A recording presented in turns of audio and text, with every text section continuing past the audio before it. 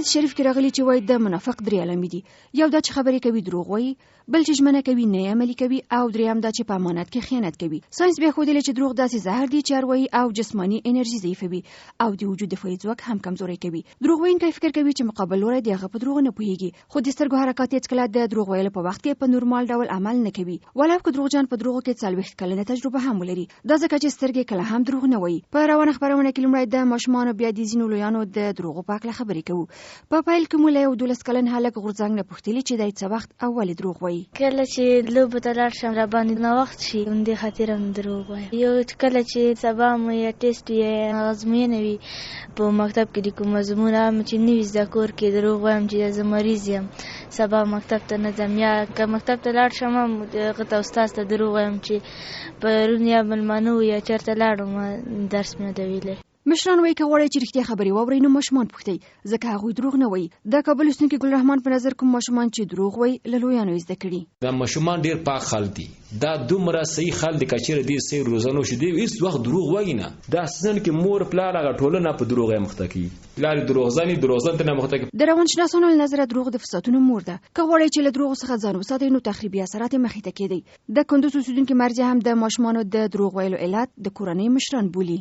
کله چې مور او پلار د ماشومانو په مخ کې دروغ وایي ځکه چې ماشوم خو پوهیږي، نو دلته هغه ماشوم داسې فکر کوي چې البته دا کار ډیر ښه کار ده. تاسو باور کوئ زه یو زوی لرم هغه دومره زموږ نه تقلید کوي چې موږ جای نماز اورو هغه هم اوري. ماشومان د مور او پلار نه تقلید کوي. اصلي علت خپل کورنۍ ده ځکه چې په دروغ خپل ژوند ادامه ورکړي مور او پلار دواړه. لکه څنګه چې میرمن مرزي هم ویل اکثره ماشومان دروغ وایي چې په کورنۍ کې مشران په دروغ ویلو عادت وي. څېړنپوه نعمت الله اندر له دوه متلونو سره د ماشومانو د دروغ ویلو بدې پایلې هم یادوي. د دروغ باره کې یو متل لرو موږ وایي د دروغو مزل لنډ ده، یا مثلا درواغجن دي دروغ وایي عقل دي قیاس کوي. هغه کسان چې دروغ وایي په ټولنه کې ډیر زر پیژندل کیږي. کوم مالک پلار په کور کې چې دروازه را وټکول پلار ټول صورت وایي چې په کور کې نشته، هغه ورغی وایي پلار وایي زه په کور کې نه یم. ان دا خپل د ماشوم په سریش په خټه کې د دروغ لا اول اساس ورکول کیږي. نو لازم ده چې هر پلار او مور کوشش وکړي چې اولادونه له هغه کله وخت په خبرو راشي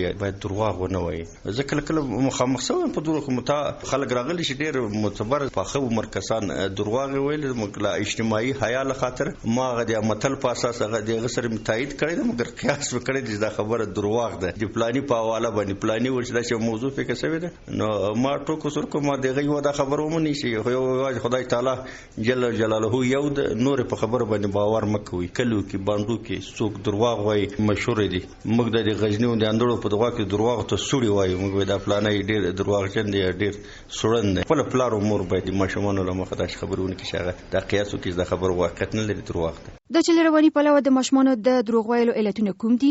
د ښوونې او روزنې د پوهنتون استاد شرف الدین اعظمي به راته ووایي. په لومړي قدم کې خو خپل د دوی ستونزې دي، انفرادي ستونزې دي. کله چې یو ماشوم پر نفس اعتماد نه لري، کله چې یو ماشوم انګیزه نه لري، کله چې یو ماشوم وړتیا نه لري، کله چې یو ماشوم په ستونزه کې ګیر کیږي، کله چې ماشوم له مور پلار نه ډاریږي د دروغ وایي.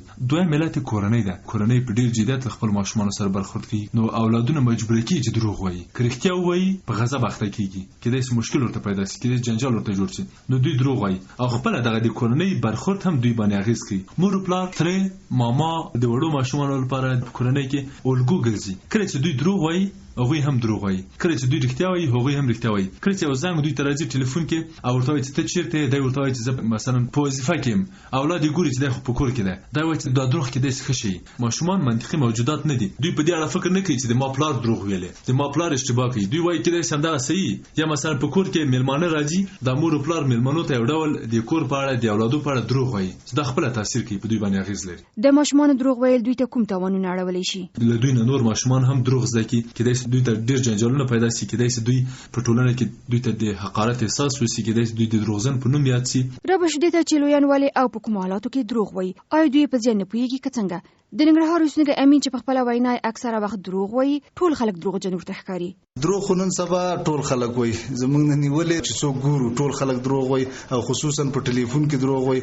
یو سړی د ته په ټلیفونو کې دی په کابل کې وایي زه په جلال آباد کې ما، یا به یو سړی هغه په کور کې وایي زه په دفتر کې ما، یا به یو سړی په دفتر کې وایي زه په کور کې ما. خصوصا د کورنۍ خلکو ته خو دروغ وایو ډیر زیات، ځکه ځینې ځایونه دي چې موږ ته په کور کې ویل شي چې پلانکی ځای ته بنسي بیا بل ځای یادو یعنی دروغ وته وي د سیم شوی دي چې یو ملګری او هغه ماته ټلیفون وکړ چرته ما غوښتل چې ځان ته پټ کما ځکه یو بل کار مې و زه باید الته تلې نو ته ویل مال زه په جلال آباد کې هم د روانو ما بس په مخ راغی په کابل کې دا انده د پاره غي امکان لري په ما باندې باور ونکي دا غي نو سم ویل چې زه بیا دروغ نه یم خو دغه ټلیفون کې ډیر دروغ وي مطلب منګه خصوصا د ماشومال د وښنه چې سړی دروغ شروع کی پاینده کې بیا غنټه پوزي او بیا ډیر دروغ وي دا ډول کیسې ډېرې پیښیږي چې په ټلیفون کې یو بل ته دروغ سره وایي.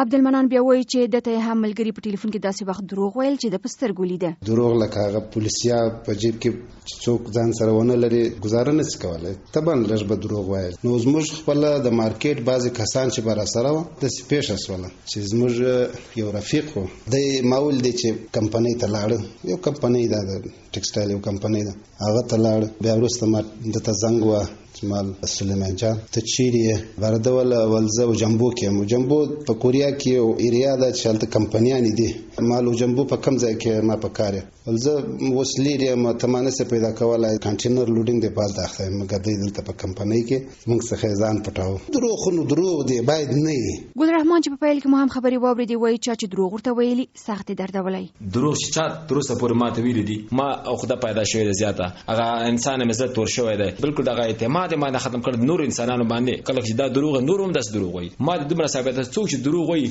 دا سړی نه په دنیا کې عزت ځای ورته پاتې کی بعض وخت کې مصلحتن کدا دروغ ویل شي کېدای شي چې مثلا یو سړی قاتل راځي پښتنه نو کې دا و سړی چې تیر شي کم ځای تلاړ ته صحیح ځای نه ورته وخی ته غلط ځای وخی ترڅو دا مظلوم ته هغه قاتل نه بچ کی دا خشي نور دروغ چې خپل شهرت لپاره سره دروغ وایي یا د خلکو د دوکې لپاره سره دروغ استعمالوي یا د بل مقصد لپاره دا دروغ شرعنه ناروا دي قانونا ناروا دي او عقلا ناروا دي.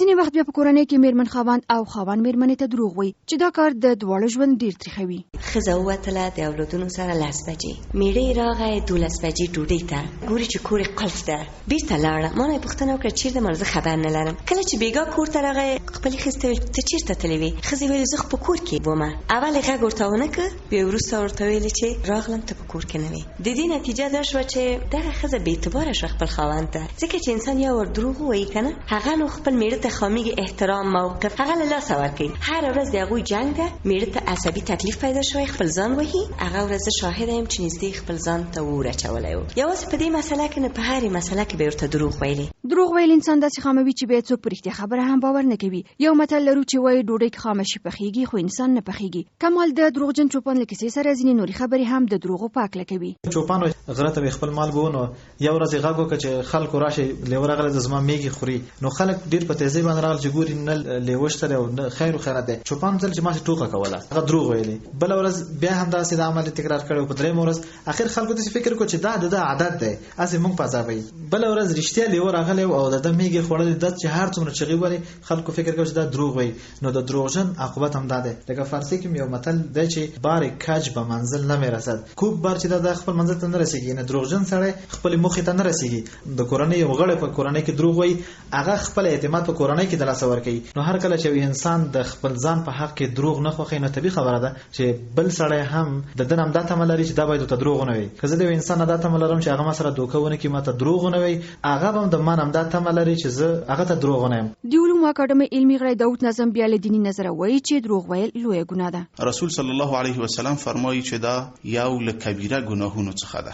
دا په ټولنه کې ډېر ستونزې رامنځته کوي د انسان رواني حالت ډېر ګډوډ کوي. هغه مور چې ماشوم په نس وي که دروغ وایي د هغې ماشوم کېدای شي له رواني لحاظه ډېر ناقص وسیږي دا ځکه چې ماشوم د مور د وجود د غړو څخه یو غړی ده لکه څنګه چې دروغ د انسان څیره سره کوي د انسان لاس لرزوي د انسان دماغي حالت نارامه کوي هغه ماشوم هم یو غیر نورمال حالت کې داخلوي نو که چېرته میندې غواړي چې اولادونه یې له صحي او رواني لحاظ سالم دنیا ته راشي نو هغوی دی په سر کې له دروغ ځان وساتي او همدارنګه څوک چې دروغ وایي ضرب المثل هم دا وایي دروغگوی حافظه ندارد د هغه دروغ په حافظه کې نه پاتې کیږي نو انسان ته په کار ده چې د خپل د ژوند اصول په رښتیا ودروي دا خپل وجدان سره وعده وکړي چې زه به دروغ نه وایم بیا دای متزلزل کیږي نه دای په ټولنه کې بې اعتماده کیږي نه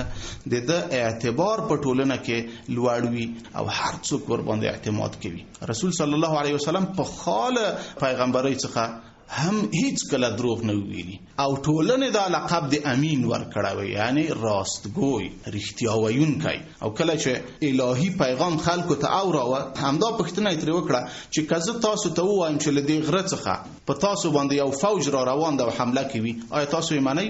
ټول وویل چې هو موږ یې منو ځکه تا هیڅ کله په ژوند کې دروغ نه دی ویلي. کله چې دا وعده له خلکو واخیسته بیا یې وفرمایل چې زه د الله رسول او تاسو ته مې دغه الهي پیغامونه راوړي.